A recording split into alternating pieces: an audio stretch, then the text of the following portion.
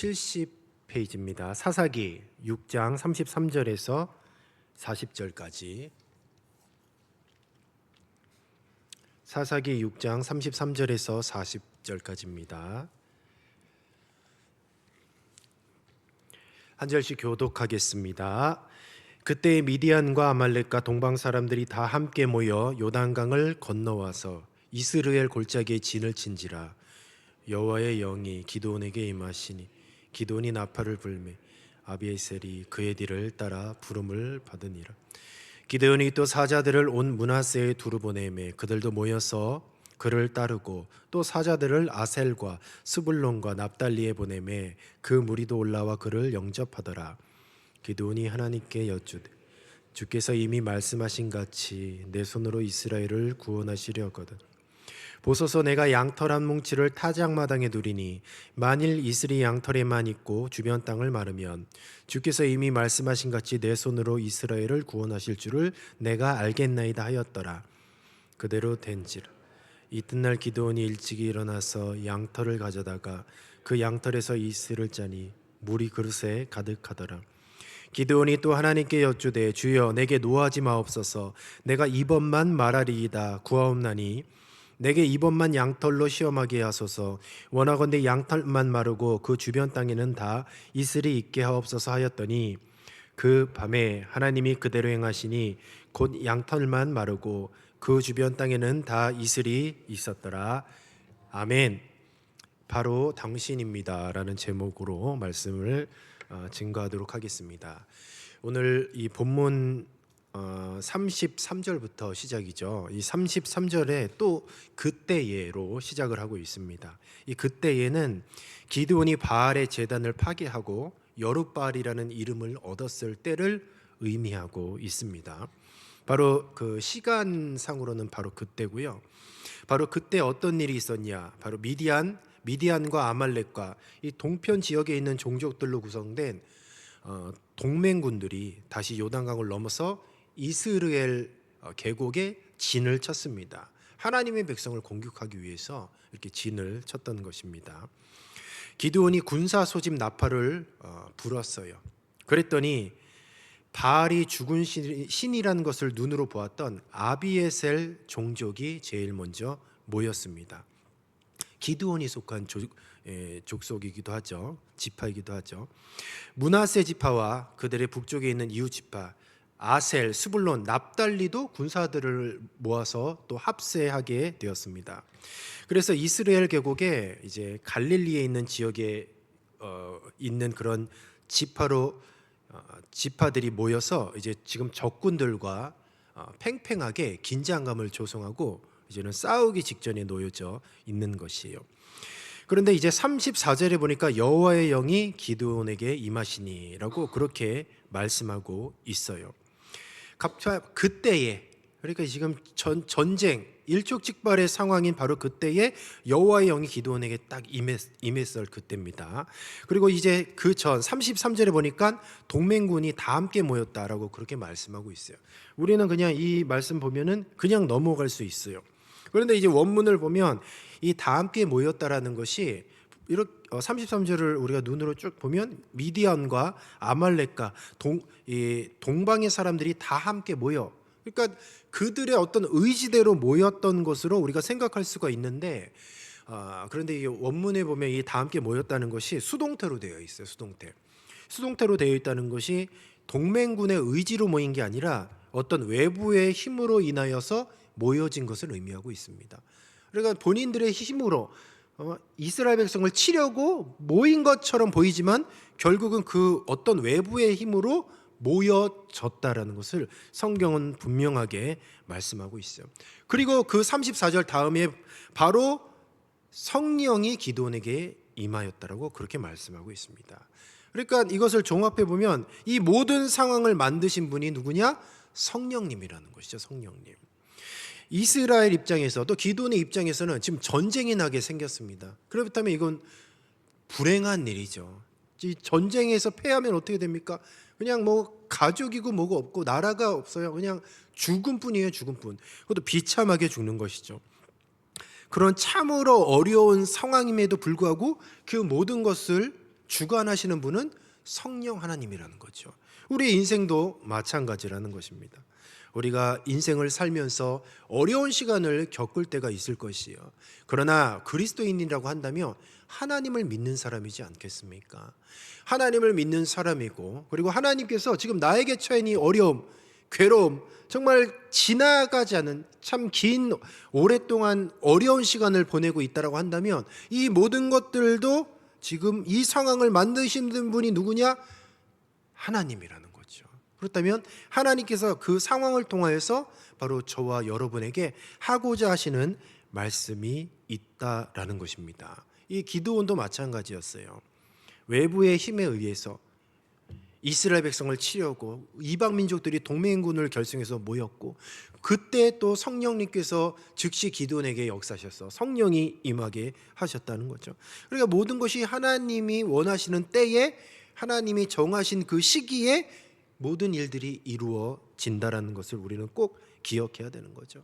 나에게 처한 환경, 특별히 그 시간이 참으로 괴롭고 어렵고 이해가 안 된다라고 한다면 우리는 하나님의 관점에서 해석을 해야 되는 것이죠. 그렇지 않으면 인생이 참으로 불행해요.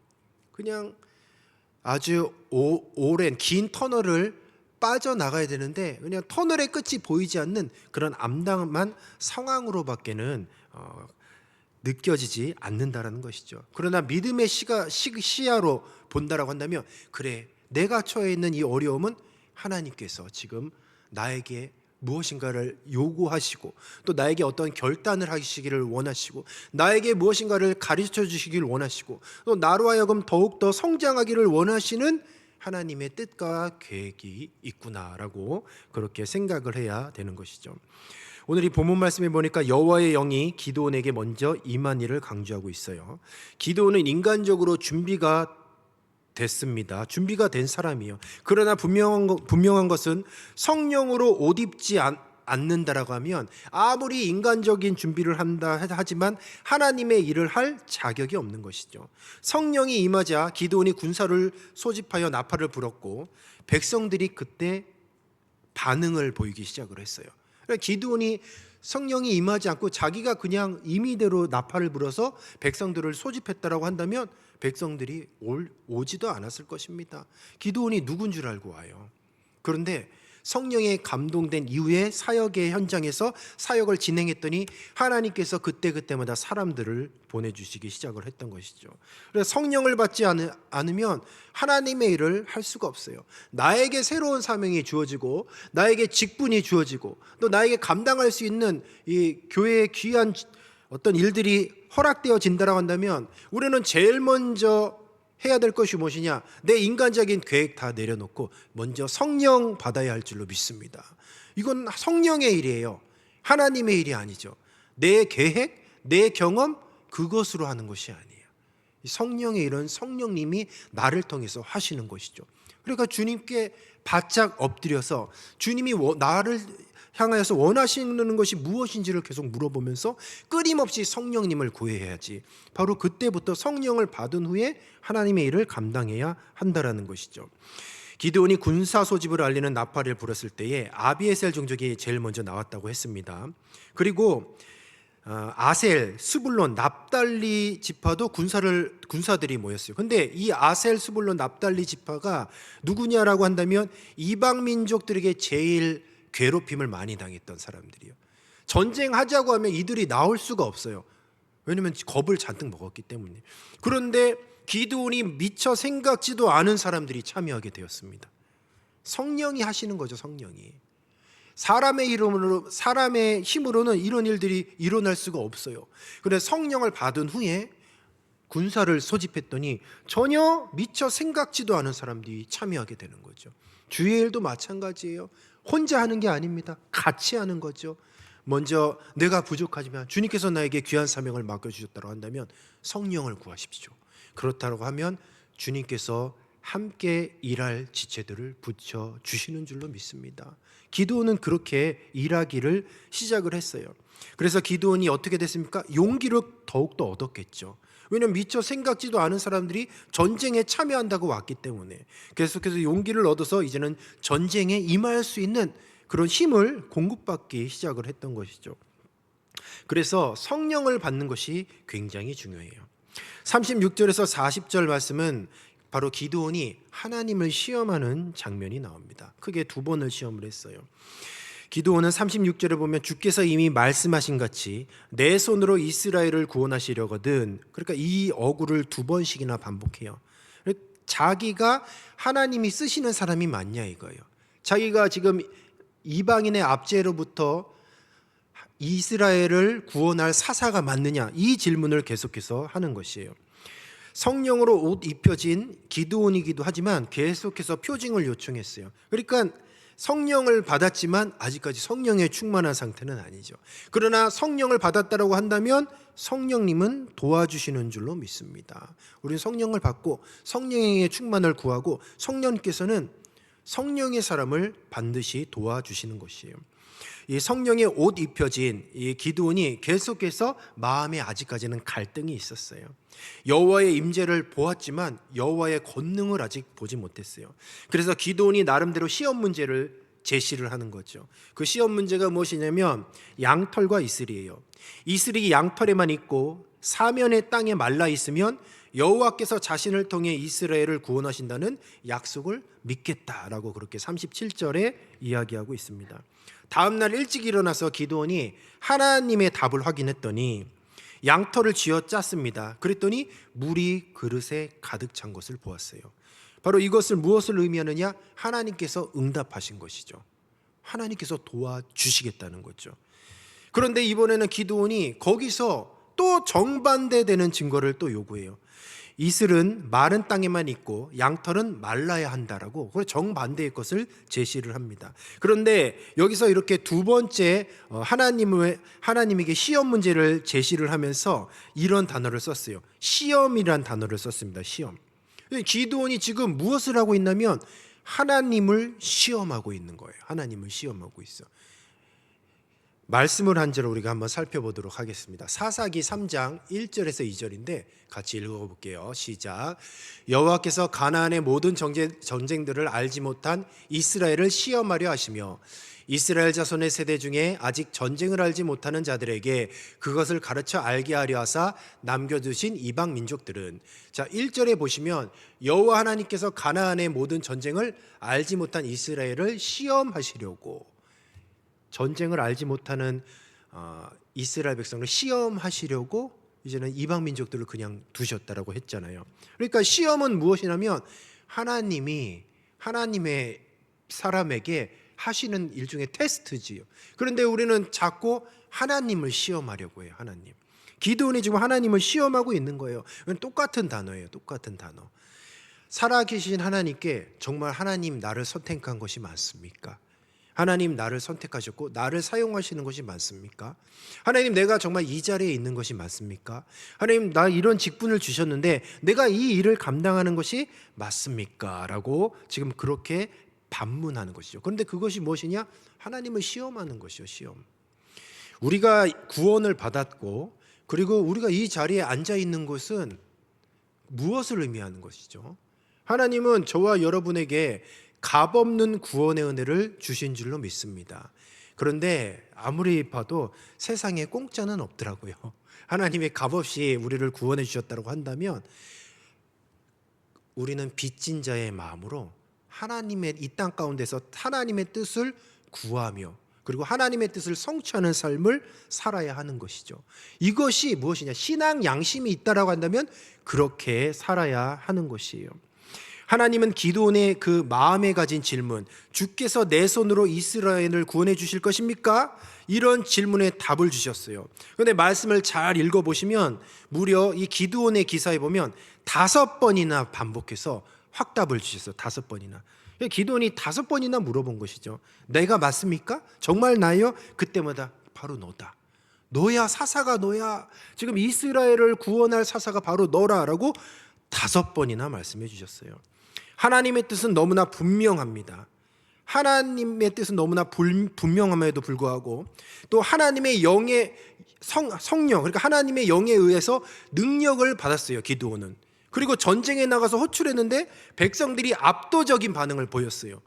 그리고 자기 자신이 하나님께서 선택한 리더임을 분명히 그 양털과 소매의 징표를 통해서 확인했어요. 그런데 계속 표징을 요구하는 거죠. 그러니까 기드온은 하나님의 표징을 요구하기는 하지만 정작 여기서 빠진 것이 있습니다. 하나님께서 하나님을 시험하고, 그리고 하나님은 또 기드온이 하나님을 시험했지만 그것에 대해서 응답을 했어요.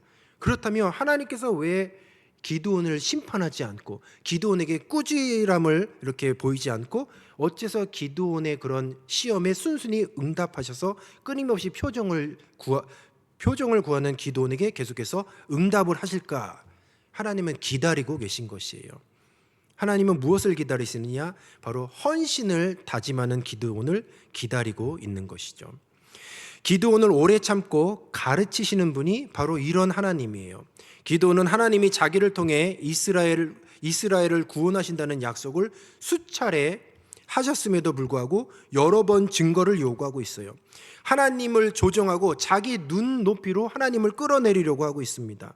그런데 놀랍게도 하나님은 계속해서 기드온의 요구에 응답하고 있어요. 왜 이렇게 기드온의 요구에 응답을 하시느냐? 딱 한 가지예요. 바로 기드온에게 지금 자원해서 헌신하기를 기다리고 계신 것이죠. 이 성령님은 어떤 분이시냐? 강압적으로 하시는 분이 아니세요. 그러니까 우리 인격적인 분이시기 때문에 기다리시는 거죠. 우리가 자원해서 마음을 다해서 우리가 주의 일을 하기를 원하시는 거지, 그냥 넉살 잡고 이거 해 하고 막 강압적으로 하시는 분이 아니죠. 하나님은 참고 기다리시면서 기드온이 결단하고 헌신을 다짐하기를 계속해서 기다리는 거죠. 오늘날도 마찬가지죠. 우리가 기드온이 저지른 실수를 저지르기가 굉장히 쉬워요. 하나님이 우리에게 뭔가 해주시기만을 자꾸 우리는 기다립니다. 아니 하나님, 왜 어떤 사람을 통해서 왜 우리 가정을 왜 변화시키지 않습니까? 왜 어떤 누군가를 들어 사용해서 왜 우리 교회를 변화시키지 않습니까? 왜 어떤 애국자를 또 세워 주셔서 이 나라를 왜 변화시키지 않습니까? 우리는 자꾸 다른 제3자를 요구하고 있어요. 주님, 왜 이 문제를 제고해 주지 않습니까? 왜 지금 나에게 처해져 있는 이 문제를 해결해 주지 않습니까? 주님, 왜 주의 종을 통해서 이 문제에 답을 주지 않습니까? 왜 우리 사랑방은 하나가 되지 못하고 있습니까? 왜 이 나라의 민족이 이렇게 어려움을 겪고 있습니까? 계속해서 반문을 하고 있죠. 그런데 이런 기도가 아니죠. 우리가 주님 앞에 해야 될 기도가 무엇이냐? 주여, 저를 이 문제를 해결할 사람으로 만들어주세요. 지금 하나님께서는 기드온에게 이 자세를 요구하고 있는 거죠. 그래서 계속해서 기다리고 계신 것이죠. 마찬가지죠. 이 주님의 몸된 교회를 변화시킬 분이 누굽니까? 저 사람인가요? 아니면 특정한 목사님, 장로님인가요? 아니면 어떤 특정한 권사님인가요? 그렇지 않죠. 우리는 똑같이 기드온처럼 지금 똑같은 잘못을 범하고 있어요. 하나님, 누구를 보내주세요. 하나님, 어떤 사람을 자꾸 보내주세요. 나는 일할 생각을 안 하고, 하나님은 나를 보내주셨는데, 나를 쓰시려고 나를 구원해 주셨고, 하나님은 나를 선택하셔서 나를 통해서 이 땅 가운데에 나를 선택하셔서 나를 통해서 하실 일이 분명히 있음에도 불구하고 이 동원교회에서 그냥 숫자를 채우기 위한 나가 아니라는 거죠. 하나님이 나를 동원교회에 보내주신 것은 나를 통해서 하나님이 하실 일이 있을 줄로 믿습니다. 그런데 자꾸 물어보는 거죠. 정말 나 맞아요? 이 질문을 30년, 40년, 50년 동안 하고 있는 거예요. 언제까지 하나님께 표징을 구하는 거예요. 이미 우리가 이 자리에 앉아 있는 게 확실한 답인데, 우리가 이 자리에 앉아 있는 것은 무엇이냐? 바로 너라는 거예요. 바로 너. 바로 너가 교회를 변화시킬 사람이라는 거예요. 바로 너부터 시작하라는 거예요. 너라는 거예요. 사사가 기도나 너라는 거예요. 그렇기 때문에 기다리시는 거죠. 결단하기를, 먼저 자원하기를 기다리는 거죠. 그래서 우리는 이제부터 기도를 바꿔야 되는 거죠. 하나님, 우리 교회를 변화시켜 주세요. 이 나라의 민족을 변화시켜 주세요. 우리 가정을 변화시켜 주세요. 하나님, 나를 통해서 변화시켜 주시고 나를 사용해 주세요. 나를 통해서 가정이 변화되고 교회가 변화되고 이 나라의 민족을 변화시키는데 나를 사용해 주세요. 주님, 내가 여기 있습니다. 이런 적극적인 자세로 나와야 되는 것이죠. 우리가 연말이 되면 목사님 피해 다니잖아요. 왜냐면 내년에 일 시키실까 봐. 그러면 안 되는 거죠. 바꿔야 되는 거죠. 먼저 목양실로 찾아가는 거죠. 목사님 계십니까? 들어가는 거예요. 내년에 할 일 뭐 있습니까? 먼저 찾아가야죠. 언제까지 맨날 우리가 수동적인 자세로 뭐 시키면 하고, 그게 아니잖아요. 교회를 둘러보면 유독 나의 눈에 보이는 게 있어요. 아, 저건 좀 이렇게 했으면 좋겠다. 저런 이렇게 했으면 좋겠다. 그러면 찾아가는 거죠. 그리고 기도하고 내가 내년에 이런 것을 좀 했으면 좋겠습니다. 그건 얼마나 사역하시는데 편하시겠습니까? 그런데 자꾸 피해 다니는 거죠. 시킬까 봐, 나 시킬까 봐 피해 다니는 거죠. 그렇다고 한다면 지금 오늘 이 말씀에 기드온이 자꾸 하나님께 표징만 구하는 거예요. 이미 답은 정해져 있어요. 기드온이 답을 몰라서 하나님께 표징을 구하는 게 아니에요. 확신이 없어서 표징을 구하는 거죠. 그런데 이미 답은 분명히 정해져 있는 것이죠. 우리는 기드온 시대보다 하나님을 더 잘 알고 있습니다. 우리는 이 구약 성경만 있는 게 아니라 이 신약 성경까지 있잖아요. 말씀과 세례와 성찬, 그러니까 하나님께서 우리들에게 은혜의 수단을 너무나 많이 보내주셨어요. 기드온보다 유리한 입장에 있는 것입니다. 근데 기드온의 결정적인 실수는 무엇이었냐? 미디안 군대를 물리쳐서 이스라엘 백성을 구원할 사사가 바로 자신임을 믿지 못하는 데 있는 거예요. 그래서 내가 할 수 있을까? 다른 사람은 아닐까? 끊임없이 계속 그런 질문을 하는데, 근데 하나님은 답은 이미 정해져 있어요. 바로 너라는 거죠. 바로 너다. TV를 보면 우리 이런 간증 많이 보잖아요. 뭐 21일 해가지고 수많은 사람들이 간증을 하잖아요. 그런데 그 간증자들을 보니까 장로님, 목사님, 장로님만 있는 게 아니더라고요. 집사님도 계시고 일반 평신도 분들도 계세요. 그런데 그런 자리에서 이렇게 뭐 간증을 한다는 게 무엇이냐? 어쨌든 하나님께 귀하게 쓰임을 받고 놀라운 체험이 있었다라는 것이죠. 우리는 자꾸 다음 세대를 얘기해요. 다음 세대. 근데 이 다음 세대라는 말에 아주 교묘하게 기드온이 이 실수를 반복하는 그런 마음이 깃들어져 있어요. 다음 세대 하면서 모든 걸 다음 세대에게 떠넘기는 거예요. 근데 다음 세대는 다음 세대예요. 다음 세대, 다음에 일할 사람들이고, 지금은, 자, 따라해 보겠습니다. 지금은 우리 세대다. 그렇죠. 나이가 문제가 아니에요. 나이가. 지금은 저와 여러분이 일해야 될 때인 줄로 믿습니다. 우리가 언제 은퇴를 하냐면 주님이 내 생명 걷어가실 때가, 그때가 은퇴 날이에요. 그러니까 내가 몸이 연약해서 뭐 나이가 많아서 이건 다 핑계에 불과할 줄로 믿습니다.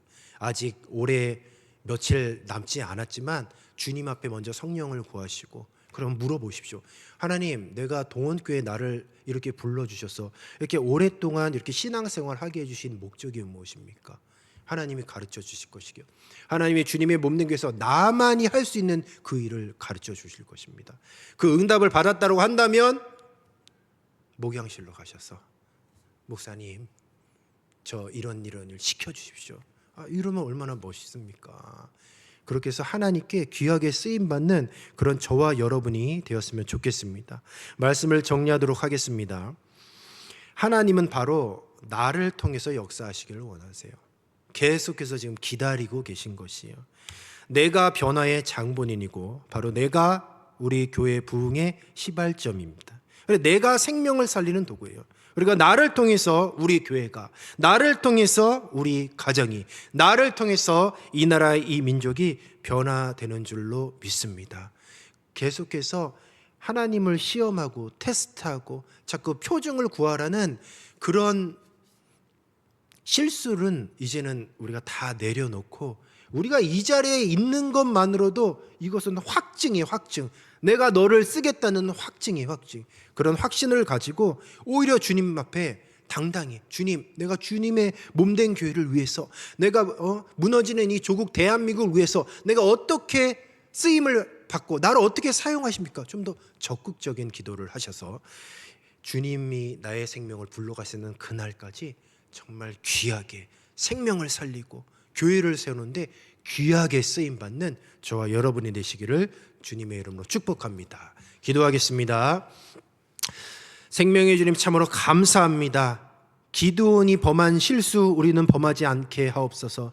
주님, 나를 구원을 허락하여 주시고 이 은혜의 자리로 보내주신 것은 주님의 뜻과 계획이 있을 줄로 믿습니다. 우리 주님은 우연이 없고 실수가 없습니다. 내가 나에게 은혜를 주시고 나에게 직분을 주시고 또한 나를 임직을 주신 것은 주님께서 주님의 몸된 교회를 세우기 위해서 나를 세워주신 줄로 믿습니다. 주여, 내가 여기 있사오니 나를 사용하여 주시옵소서. 온전히 나를 통해서 주님의 몸된 교회가 든든히 세워지게 하여 주시옵소서. 우리 사랑방이 살아나게 하여 주시고 우리 전도회가 살아나게 하여 주시옵소서. 내가 속한 가정의 부흥의 불씨가 나를 통해 일어나게 하여 주시고 이 나라의 민족이 나를 통해서 더욱더 부강한 나라 되게 하여 주시옵소서. 주님, 온전히 나로부터 시작된다는 것을 꼭 기억하게 하여 주시고 더욱더 주님 앞에 귀하게 쓰임받는 내가 되게 하여 주시옵소서. 감사하며 예수님의 이름으로 기도드리옵나이다. 아멘.